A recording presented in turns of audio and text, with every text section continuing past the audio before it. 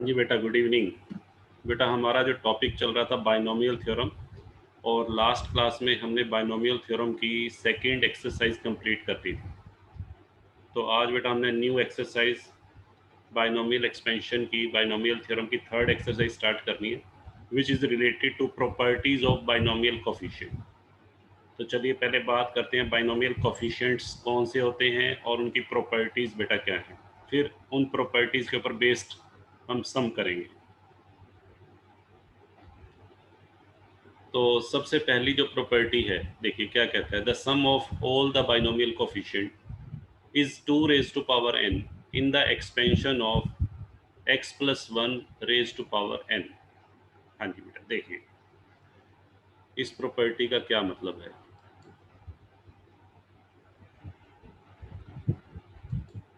हाँ जी बेटा, देखिए इस प्रॉपर्टी में हमें ये प्रूव करके दिखाना है कि जितने भी बेटा हमारे बाइनोमियल कोफिशिएंट्स होते हैं, देखिए बाइनोमियल कोफिशिएंट होते हैं NC0, हाँ जी बेटा NC1, इनको बेटा हम बाइनोमियल कोफिशिएंट बोलते हैं। इन सब का जो सम है आपको प्रूव करके दिखाना है। NC0 से NCn तक का जो सम है वो 2 रेज टू पावर n के इक्वल होगा। देखिए बेटा कैसे प्रूव करेंगे इसे, बाइनोमियल थ्योरम की हेल्प से हमें प्रूव करना है। ये रिजल्ट शायद मैंने आपको पहले भी बताया था जब हमने परमुटेशन कम्बिनेशन का टॉपिक किया था। हाँ जी बेटा, कैसे प्रूव करेंगे, देखिए इस फॉर्मूले को प्रूव करने के लिए बेटा ये जो एक्सपेंशन हमें दिया हुआ है x plus 1 raise to power n, पहले इस एक्सपेंशन को लेते हैं। हाँ जी बेटा, the given expansion is, expansion बेटा हमें गिवन है x plus 1 whole power n। तो पहले इसको बेटा एक्सपेंड कर लेता हूँ मैं। x plus 1 raise to power n को अगर मैं एक्सपेंड करूँ बाइनोमियल थ्योरम से NC0, फिर बेटा थोड़े से डिस्टेंस पे क्या लिखेंगे NC1, फिर बेटा NC2, और ऐसे ही बेटा चलता रहेगा और लास्ट में हम लिखेंगे NCn। फिर बेटा फर्स्ट प्लेस पे है x रेज टू पावर, इन दोनों का बेटा डिफरेंस लेंगे n और 0 का। फिर बेटा ये n-1, यहाँ x raise to power n-2, और लास्ट में x रेज टू पावर 0। और सेकंड प्लेस पे बेटा 1 है, 1 रेज टू पावर। वैसे तो 1 की पावर्स लिखने की ज़रूरत ही नहीं है क्योंकि 1 रेज टू पावर कुछ भी हो 1 ही रहेगा, बट फिर भी चलिए हम इसको बेटा लिख लेते हैं। ठीक है, लो जी,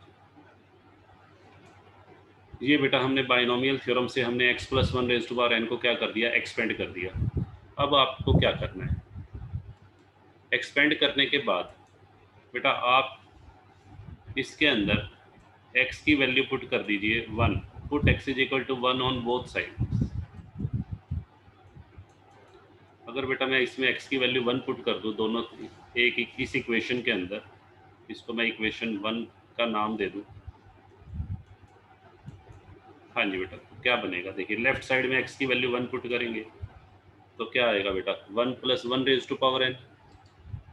तो ये बेटा बनेगा हमारा, देखिए 1 plus 1 raise to power n, और राइट साइड में बेटा NC0 वैल्यू बेटा हमने x की पुट की है, x 1, 1 raise to power n बेटा कितना हो जाएगा 1, और 1 रेज टू पावर 0 ये पहले ही 1 है, तो NC0 ही बेटा रह जाएगा। प्लस अब NC1, ये तो बेटा NC1, और यहाँ 1 raise to power n-1, 1 raise to power बेटा कुछ भी हो, एनी नंबर, वो ऑलवेज 1 के इक्वल होता है। ठीक है जी, तो ये भी 1 हो गया, ये भी 1। चलिए आगे नेक्स्ट, यहाँ पे x की वैल्यू 1 पुट करेंगे बेटा, ये भी NC2 रह जाएगा बस। और ऐसे ही बेटा लास्ट टर्म में आप x की वैल्यू 1 पुट करेंगे NCn। तो लेफ्ट साइड में बेटा क्या आ गया, 2 raise to power n is equal to NC0 plus NC1 plus NC2 और प्लस NCn। ये बेटा हमारा रिजल्ट डिराइव हो गया। ठीक है, ये रिजल्ट बेटा आपको याद भी रखना है, और आपने कैसे इसको डिराइव किया वो भी आपको आना चाहिए। इस रिजल्ट को बेटा हम ऐसे भी लिख सकते हैं, देखिए 2 रेज टू पावर n, इसको बेटा ऐसे लिख सकते हैं C0 प्लस C1। C बेटा थोड़ा सा कैपिटल सी लिख के और इसको, जहाँ पर बेटा कैपिटल सी लिखा हो ना, समझ जाना कैपिटल C0 इसको इंडिकेट करता है NC0, कैपिटल C1 किसको इंडिकेट करता है NC1, कैपिटल C2 NC2। ये एक्चुअल में कैपिटल सी का जो कंसेप्ट है ये सिर्फ इसलिए बना दिया ताकि आपको बार बार बेटा एन ना लगाना पड़े। तो पूरे चैप्टर में हम बार बार ये एन लगा रहे हैं, तो आप इसको ऐसे भी लिख सकते हैं। ठीक है जी, तो जैसे कंफर्टेबल, इन दोनों में बेटा कोई फ़र्क नहीं है, चाहे ऐसे लिखो चाहे आप इस तरीके से लिखो। ठीक है जी, तो ये बेटा रिजल्ट आपको याद रखना है। क्लियर है? अब इस रिजल्ट का यूज़ क्या है? ये रिजल्ट जो हमने डिराइव किया, इस रिजल्ट का प्रैक्टिकल लाइफ में या आपके इस चैप्टर में बेटा क्या यूज़ होगा, देखिए उसकी हम बात कर लेते हैं।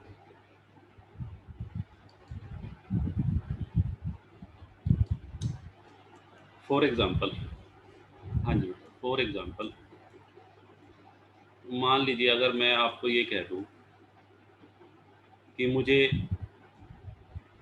8C2, 8C3, 8C4, 8C5, 8C6, 8C7 plus 8C8 इसका सम चाहिए आपको बेटा 8C2 से लेकर 8C8 तक का सम निकालना। ठीक है जी, तो कैसे निकालेंगे बेटा, मैं चाहता हूँ कि फटाफट से निकल आए, इसको बार बार कैलकुलेशन करेंगे कम्बिनेशन के फॉर्मूले से तो बेटा बहुत ज़्यादा लेंथी हो जाएगा। तो हमें चाहिए कि इसको करने का क्विकेस्ट मेथड, फास्ट मेथड क्या होगा। तो मैं बेटा एक काम कर लेता हूँ, मुझे जो सम कैलकुलेट करना है जिसका, उसमें बेटा देखो 8C2 से स्टार्ट है, इससे पहले 8C1 और 8C0 वाली टर्म नहीं है। तो मैंने क्या किया, इसको बेटा मैंने इस तरीके से लिख दिया 8C0 प्लस 8C1, अपनी तरफ से बेटा मैंने 8C0 और 1 वाली टर्म ऐड कर दी। लो बेटा, बीच में सभी टर्म्स लिखने की बजाय मैंने डॉट लगा दिए। लो बेटा ऐसे लिख सकते हैं, और माइनस जो टर्म मैंने बेटा अपनी तरफ से ऐड किया, अपनी तरफ से मैंने कितनी टर्म्स ऐड की हैं, 2। तो मैथमेटिक्स का रूल होता है जब आप अपनी तरफ से कुछ ऐड या लेस करते हैं तो उसका बेटा इफेक्ट भी ख़त्म करना होता है। मैंने अपनी तरफ से 2 टर्म्स ऐड की हैं, तो इसका इफेक्ट रिमूव करने के लिए मैं दोनों टर्म्स को बेटा क्या करूँगा, सब्ट्रैक्ट। लो बेटा सब्ट्रैक्ट कर दी मैंने, 8C0 को भी सब्ट्रैक्ट कर दिया, 8C1 को बाहर माइनस लगा दिया, इसका मतलब दोनों टर्म माइनस की। ऐसा कर सकते हैं, बताइए चैट बॉक्स में बेटा लिखो यस और नो। करते हैं ना मैथ्स में ऐसा, जो भी टर्म आप ऐड करोगे अपनी तरफ से बेटा अगर आप कुछ ऐड करते हो तो उसका इफेक्ट रिमूव करने के लिए हम लेस भी करते हैं। चलिए, ये मैंने ऐड करने का बेटा फ़ायदा क्या होगा, अभी अभी मैंने आपको एक रिजल्ट लिखवाया था। रिजल्ट बेटा क्या था, अभी अभी आपने एक रिजल्ट डिराइव किया था, क्या रिजल्ट था, NC0, उसमें NC0 से स्टार्ट था। लो बेटा NC0 से NCN, इसका फॉर्मूला अभी डिराइव किया 2⁻n। ये फॉर्मूला आप तब तक नहीं लगा सकते जब तक, देखो बेटा स्टार्टिंग से NC0 से स्टार्ट नहीं होगा। यहाँ पे हमारा 2 से स्टार्ट था, तो मैंने इसको 0 से स्टार्ट करवाना था। 0 से स्टार्ट करवाने के लिए ही मैंने 2 टर्म ऐड किए, और लगातार होने चाहिए। देखो 0 1 2 n, अभी बेटा ये लगातार हो गए। ठीक है जी, 0 से लेकर n तक, n कितना है इस क्वेश्चन में, 8। तो अब बेटा इसको हम डायरेक्ट फार्मूला अप्लाई कर देते हैं। तो फार्मूला अप्लाई करेंगे तो ये तो बेटा क्या बन गया, यहाँ से लेकर और यहाँ तक आपका ये बेटा बन जाएगा 2⁸8। ये तो बेटा सीधा 2⁻n फार्मूला होता है। तो यहाँ से यहाँ तक तो बेटा फार्मूला अप्लाई कर दो, बताइए क्लियर है। हाँ जी बेटा, और ये जो है 8C0 और 8C1, इसके ऊपर बेटा वैल्यू निकाल लो, जैसे कम्बिनेशन में निकालते थे। कम्बिनेशन में आपने पढ़ा हुआ है NC0 की वैल्यू हमेशा 1 होती है, और NC1 की वैल्यू हमेशा n होती है। तो इसकी वैल्यू बेटा 1 आएगी, और 8C1 की वैल्यू कम्बिनेशन से निकाल लीजिएगा, 8 आएगी। तो 2⁸8 बेटा कितना बनेगा बताइए। 2 को अगर मैं 8 टाइम्स मल्टीप्लाई करूँ तो 256 आएगा, और -9, तो बेटा हमारा आंसर आ गया 247। ये बेटा हमारा आंसर होगा। इसका मतलब 8C2 से लेकर 8C8 तक का जो सम आएगा वो 247 आएगा। क्लियर है जी? चलो बेटा और देखिए, एक सम मैं और लेता हूँ इसी प्रॉपर्टी से रिलेटेड, फर्स्ट प्रॉपर्टी से।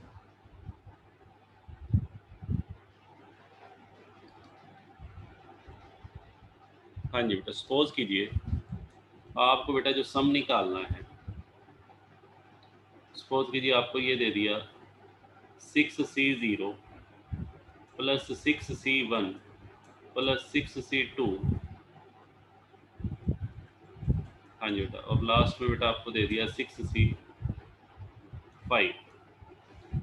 इसका सम निकालना है।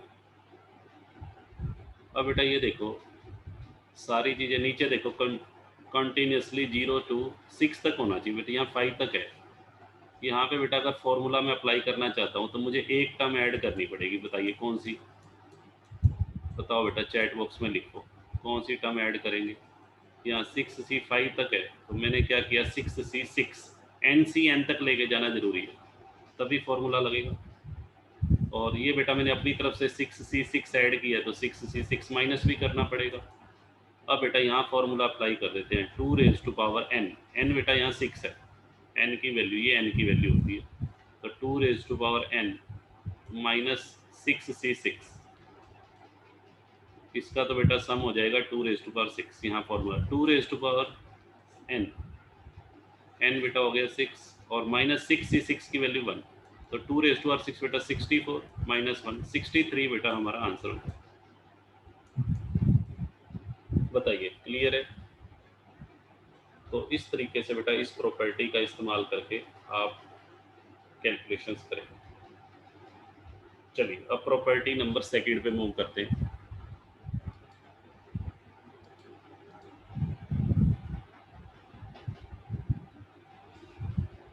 हाँ जी बेटा, पढ़िए इस प्रॉपर्टी को। इस प्रॉपर्टी में बेटा क्या कहता है, the sum of coefficient of odd term is equal to the sum of coefficient of even term is equal to 2 raise to power n minus 1। हाँ जी बेटा, क्या कहना चाह रहा है देखिए, तो यहाँ पे कहता है the sum of coefficient of odd term. लो बेटा मैं लिख देता हूँ, NC0 plus NC1 NC2 plus NC4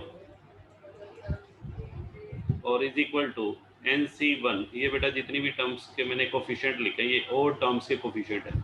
ये फर्स्ट टर्म का कोफिशिएंट, ये बेटा थर्ड टर्म का कोफिशिएंट, ये फिफ्थ टर्म का कोफिशिएंट, और अब मैं लिख रहा हूँ इवन टर्म्स के कुछ, NC1 NC3 NC5, ऐसे ही बेटा चलता रहेगा। लास्ट टर्म क्या आएगी वो n की वैल्यू पर डिपेंड करेगा। वो n की वैल्यू मान लीजिए 9 है तो लास्ट टर्म आएगी 9C7 9C9, ठीक है जी। NC5 9C5 9C7 then 9C9। तो इसका बेटा जो फॉर्मूला बनेगा 2 raise to power n minus 1। तो ये हमें डिराइव करके दिखाना पहले, तो चलिए पहले इसे डिराइव कर लेते हैं, फिर इसके ऊपर बेस सम करेंगे। तो डिराइव करने के लिए फिर से बेटा वही एक्सपेंशन में ले रहा हूँ। एक्सपेंशन हमारा 1 plus x raise to power n। देखिए तो यहाँ बेटा लिखोगे we know that 1 plus x raise to power n बेटा क्या होता है, NC0 into x raise to power 0, NC1 into x raise to power 1, NC2 into x raise to power 2, लो बेटा, और इंटू NCN। ये हमारा बाइनोमियल एक्सपेंशन है 1 plus x raise to power n। अब आपको करना क्या है, इसके अंदर बेटा वैल्यूज पुट कर दो इस इक्वेशन, इसे मैं इक्वेशन नंबर 1 का नाम दे देता हूँ, और पुट कर दीजिए x is equal to 1 on both side. एक बार बेटा 1 पुट करेंगे और एक बार हम पुट करेंगे -1। तो पहले 1 पुट करते हैं इन इक्वेशन 1। 1 बेटा अगर मैं पुट करता हूँ तो देखिए क्या बनेगा, लेफ्ट साइड तो बेटा बनेगी 2 रेज टू पावर n, और यहाँ 1 पुट करेंगे NC0, तो यहाँ बेटा NC1, क्योंकि 1 की पावर कुछ भी 1 ही रहेगी, यहाँ बेटा NC2, और लास्ट में बेटा आएगा NCN, ठीक है। ये तो बेटा अभी हमने पीछे डिराइव किया था, इसको मैंने नाम दे दिया इक्वेशन नंबर 2 का। अब जैसे आपने बेटा 1 पुट किया था वैसे ही एक बार फर्स्ट इक्वेशन में क्या पुट कर दीजिए, -1। लो बेटा मैं लिख देता हूँ यहीं पे, put x is equal to -1 on both side. तो -1 पुट करेंगे तो बेटा देखो लेफ्ट साइड में क्या आएगा, लेफ्ट साइड में 1 -1 बेटा 0 हो गया, 0 रेज टू पावर n, ये तो हो गया 0। फिर राइट साइड में nc0, यहाँ बेटा -1 पुट करेंगे -nc1, फिर यहाँ -1 का स्क्वायर कितना होता है 1, ये बेटा प्लस nc2 आएगा।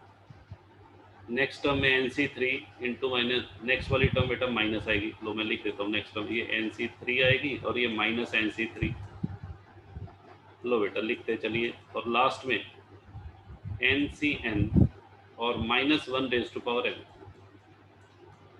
इसमें तो बेटा 1 रेज टू पावर n 1 ही रहेगा, इसमें -1 रेज टू पावर n है। लो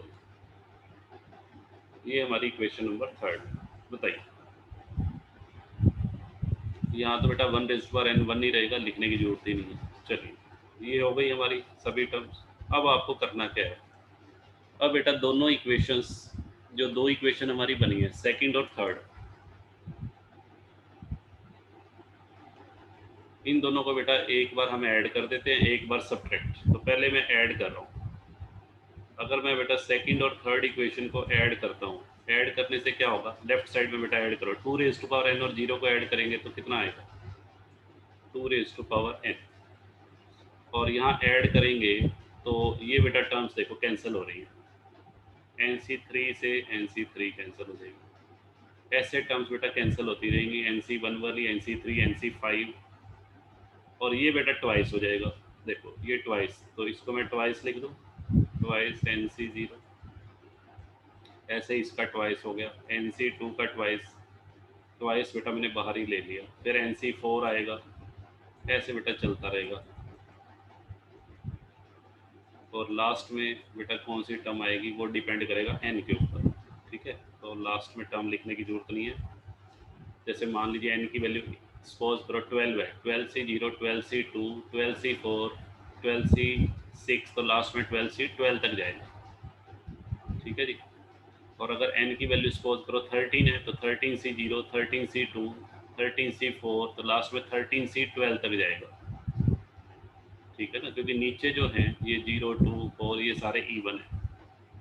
चलिए अब बेटा देखो, अब ये 2 को, इस 2 को यहाँ से हटाना है, इस 2 को यहाँ से हटाइए, ये 2 मल्टीप्लाई में है, तो मल्टीप्लिकेशन में कोई चीज़ हो और उसको दूसरी साइड लेके जाएंगे तो डिवाइड में चली जाएगी। इसको बेटा लिखोगे 2 raise to power n upon 2 is equal to nc0 plus nc2 plus nc4 and so. अब बेटा फॉर्मूला लगा दो, बेस सेम है, बेस सेम है, ऊपर 2 रेज टू पावर n है, नीचे 2 रेज टू पावर 1 है, तो नीचे वाली पावर ऊपर जाके क्या हो जाएगी, माइनस हो जाएगी। तो ये बेटा हो जाएगा 2 raise to power n minus 1।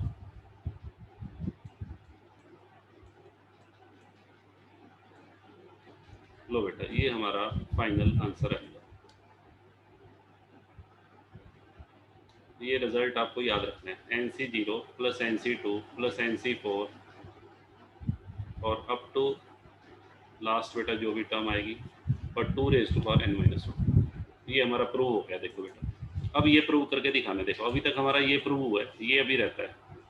इसको प्रूव करने के लिए बेटा कुछ नहीं करना, जो दो इक्वेशन हमारी सेकंड और थर्ड बनी थी जिनको हमने पहले क्या किया था, ऐड, अब ऐड करने की बजाय क्या करोगे, सब्ट्रैक्ट। सब्ट्रैक्ट करोगे तो बेटा सारे साइन चेंज हो जाएंगे, साइन चेंज हो जाएंगे तो जो टर्म्स आपकी कैंसिल हुई थी अब वो बच जाएंगी, और जो पहले बच गई थी वो अब कैंसिल हो जाएंगी, ठीक है।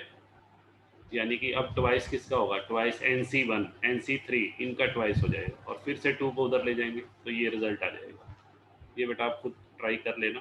तो ये रिजल्ट इस तरीके से आपको ये याद रखना है, ठीक है जी। इसको मैं बेटा बॉक्स में डाल देता हूँ। लो बेटा लो, इसको एक बॉक्स में बंद कर देते हैं इस रिजल्ट को।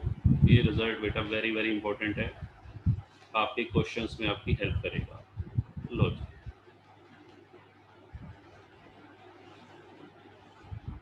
तो एक रिजल्ट बेटा तो वो था उसमें जब नीचे कॉन्जिक्यूटिव हो 0 1 2 फिर तो 2 रेज टू पावर n, जब एक छोड़ के 0 2 4 यहाँ 1 3 5 तो 2 raise to power n minus 1। चलिए अब इस रिजल्ट के ऊपर बेस्ड बेटा सम देखते हैं, आपकी बुक में कौन कौन से सम हैं उनकी बेटा प्रैक्टिस करें।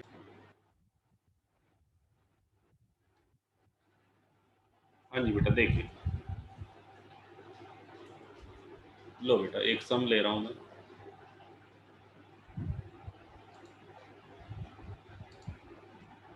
हाँ जी बेटा सम हमारा क्या है, जैसे सपोज कीजिए ये है 14C1 14C3।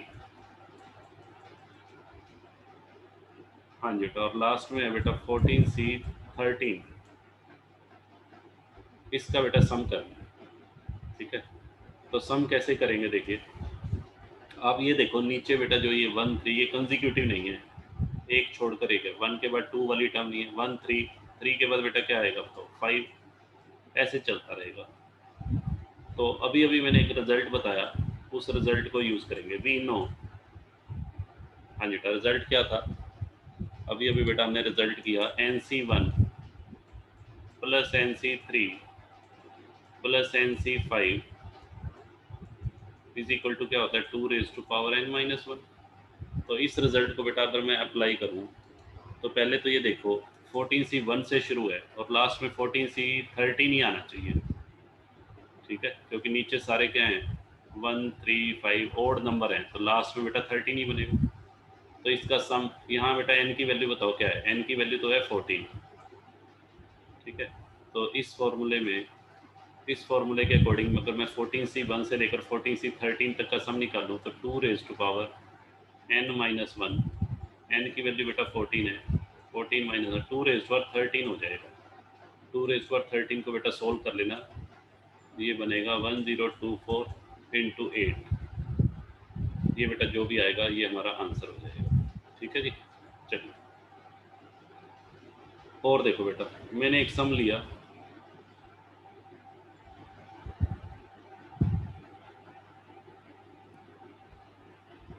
हाँ जी बेटा ये सम है देखिए 17C2 17C4 और लास्ट में है बेटा 17C16।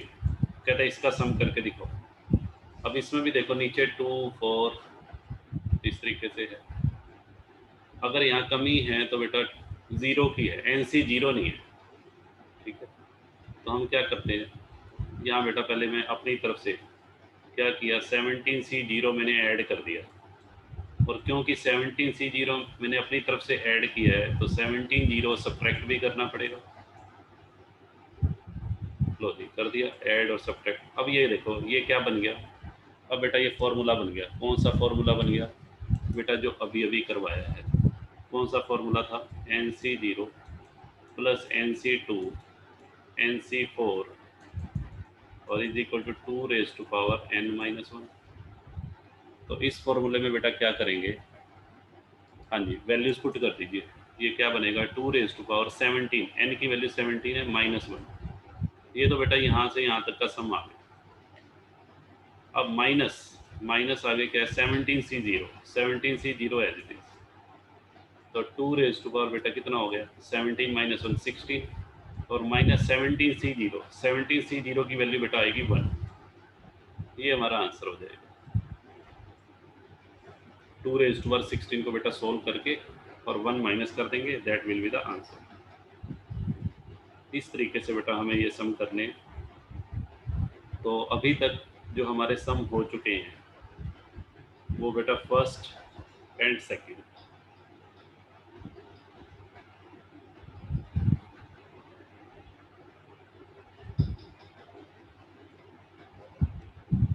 फर्स्ट और सेकंड सम के बेटा सभी पार्ट। हाँ जी बेटा देखिए,